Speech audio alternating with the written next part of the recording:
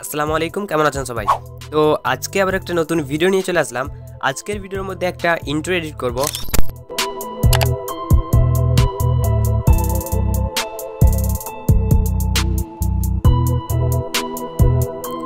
তো প্রিভিউতে যে ইন্ট্রোটি দেখলেন, আজকে ওইরকম ইন্ট্রোটি অ্যাকচুয়ালি ইন্ট্রো না, ওটা ওয়াটারমার্ক।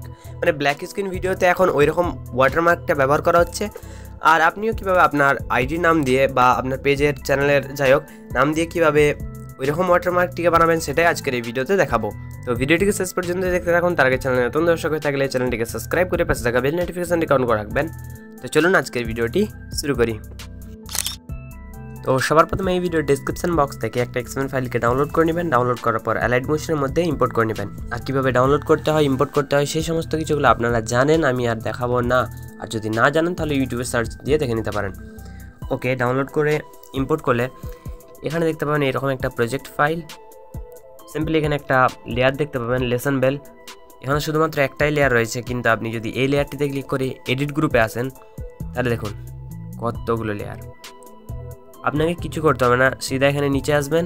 এখানে ইওর নেম বলে একটা লেয়ার পাবেন, এই লেয়ারটিতে আসুন।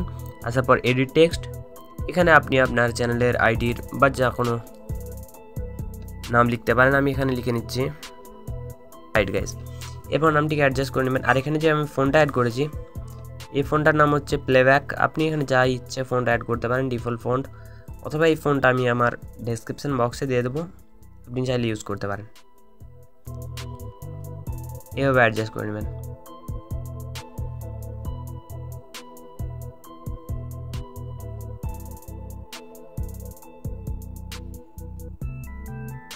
ওকে, ব্যাক সেভ করতে হবে, সেই জন্য এখানে ক্লিক করবেন।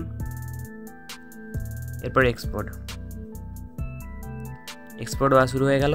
এরপর এইটিকে আপনি যে কোনো আপনার ভিডিওর মধ্যে ইউজ করতে পারেন। তো আজ এই পর্যন্তই, দেখা হচ্ছে পরে কোনো ভিডিওতে। ততক্ষণ পর্যন্ত আলবিদা।